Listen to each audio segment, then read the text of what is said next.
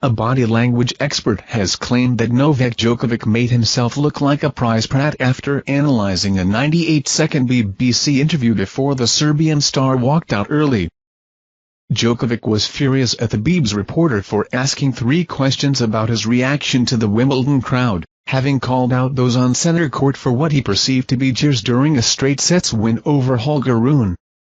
When the BBC attempted to change the topic to Djokovic's quarter-final opponent, Alex de Minaur, before the Aussie pulled out of their match due to injury, the 7-time champion had his body language analysed by body language expert Darren Stanton. "He made himself look like a prize prat, quite frankly," Stanton told Grosvenor Sport. When he spoke to the crowd after the match, "That's a sign of arrogance and dominance." He spoke very condescendingly to the crowd.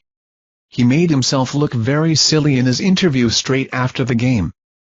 In the recent interview with a BBC journalist, his underlying emotion was one of anger. You notice the micro-expressions of anger: his eyebrows pull together, his eyes and lips go narrow, and he tilts his head down. The underlying feeling is anger. He's also got the quickest blink rate of anyone I've seen for quite some time.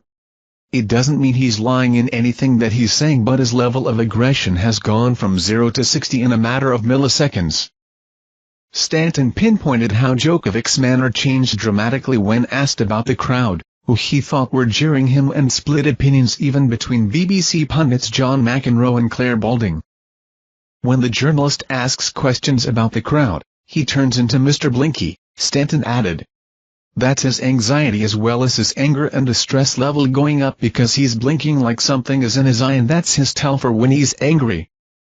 Stanton felt that Djokovic ended up looking silly by quitting early in front of the BBC, before also continuing his rampage and taking aim at his own sponsor after ranting at the BBC and centre court crowd.